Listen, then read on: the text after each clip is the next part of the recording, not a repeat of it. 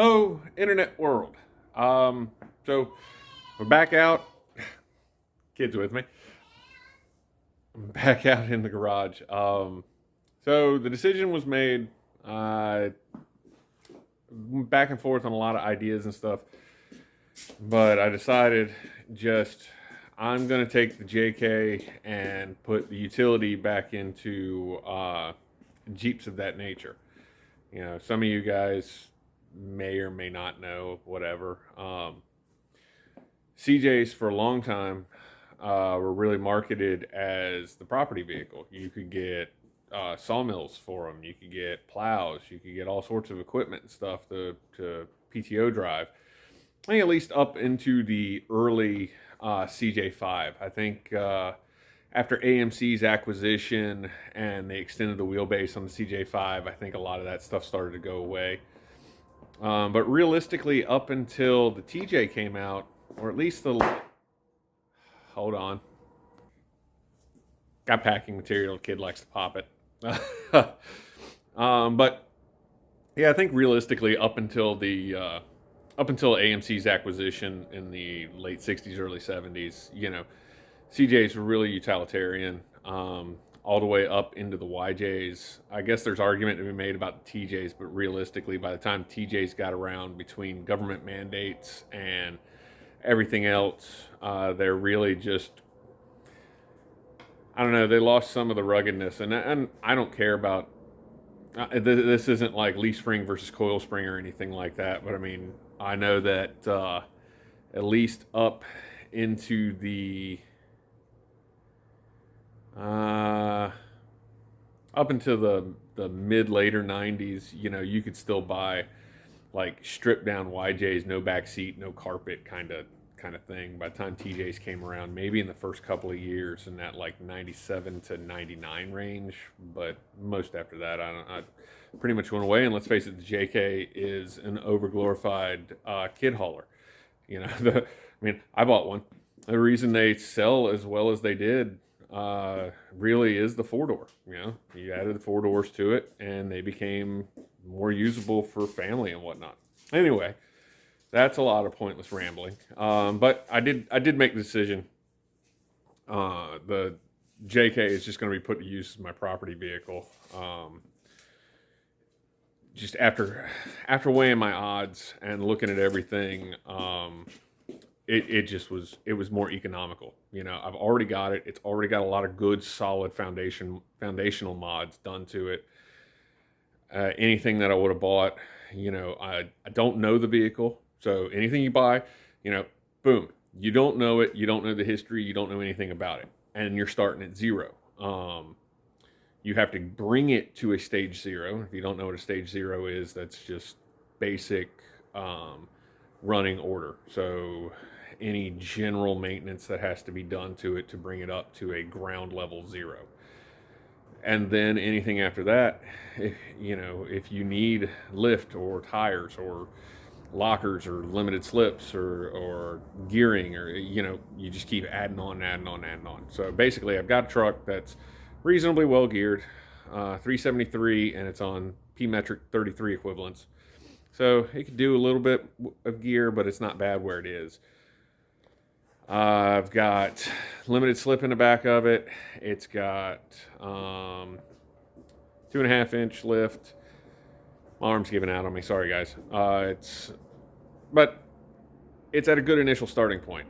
Plan is get a Rubicon transfer case, because for me, that's going to be the best option. And when I get the transfer case and do it, I'll go over all of that. But for me, it's the best option. You do what is best for you. And probably going to put a lunchbox in the front. And I've got to get mud tires, but they're not in the budget for right now. So I'm going to just see with maybe the additional gearing and a lunchbox what I can do with these all-terrains that are already on it. Let's go see what we're going to do today, though, because it's warm and sunny. All right, camera's flipped. We figured this out. We can do this stuff. I have been trying it around the property a little bit. moving trees. That's one of the big things that I got to do is I got to get to the trees to take them down, cut them up, and then do with them. And yeah, everybody wave. That's right. So as you can see, it's kind of dusty and dirty in here from all the sawdust and tree goop, things like that. With the newer JL, I believe, the replacement to the JK, the new one. You can get these really cool cargo liners to come up and cover the back seats and everything. I really wanted one, but I was looking at the price and stuff for the, the JKs are old now, so nobody's making stuff for them. The big liners that were available, I didn't like. They looked like giant trash bags laid out. And the cargo liners I thought were just overpriced for what they are. So I had laying around a chunk of indoor-outdoor carpet. I've done the cargo area in a full-size Jeep with this. And this has just been left over for a long while. I've used it for all sorts of non-related stuff. But I'm going to take this and cut it to fit in this cargo area once I clean the cargo area. So that'll be the next thing. Yeah. Remember, when you're working with helpers, especially his kind of helper, you get a lot of help. They get in everything. So put the camera down, stop yakking. We're going to vacuum out all of that stuff in there and take some measurements and cut this. I'm going to try to make reliefs in it so that I can get these, still have access to these. As it is right now, this came with a couple extra floor mats, and I've had them back here since I bought it because I put the big heavy, like WeatherTech, Rugged Ridge. I think I bought the Quadratech ones, but they're all the same type stuff. So let's get this going, see where we get. All right, and as you can see, it vacuumed up pretty decent. Not great.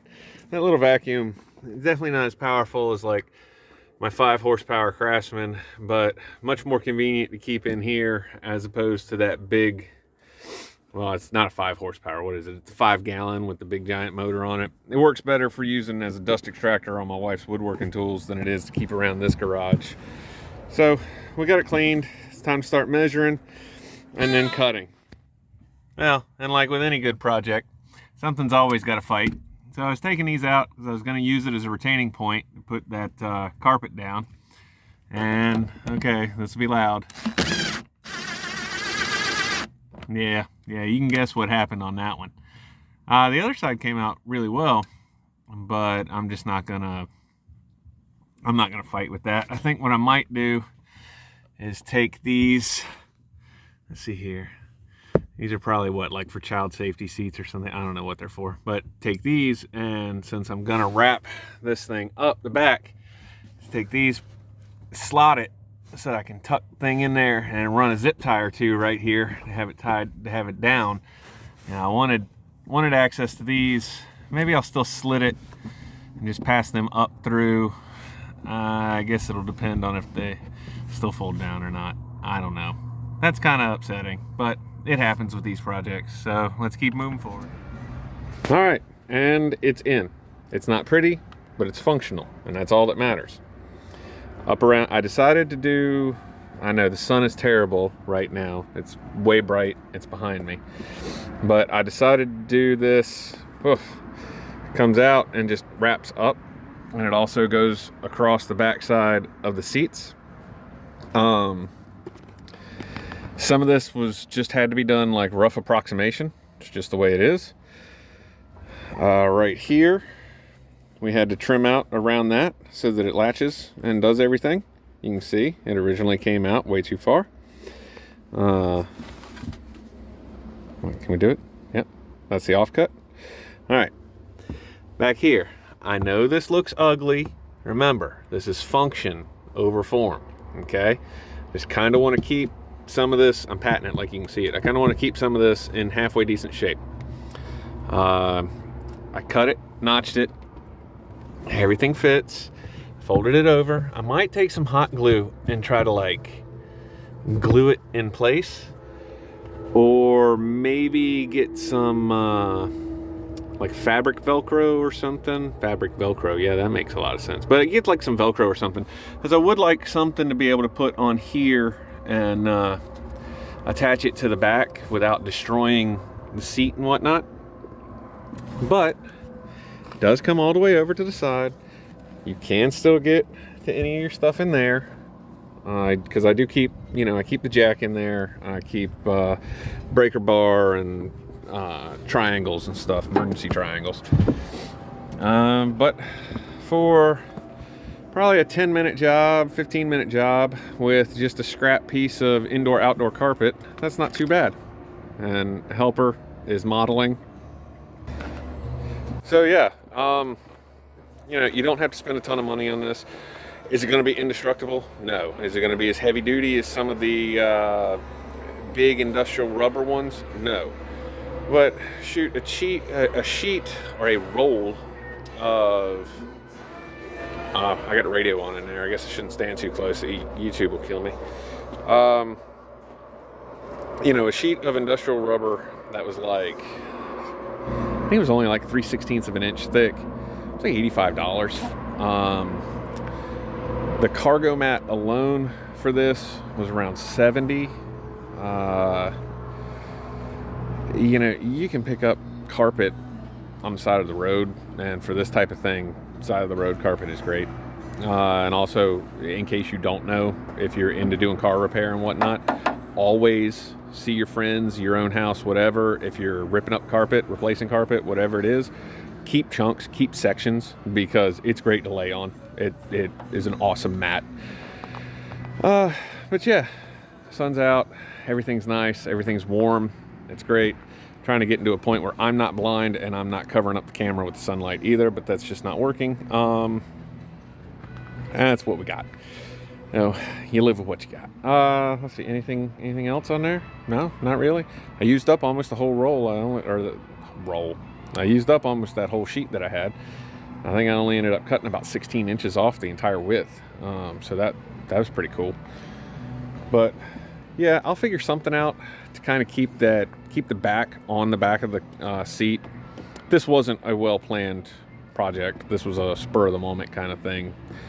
But everybody get out, have fun, have a nice day, and go do something you enjoy.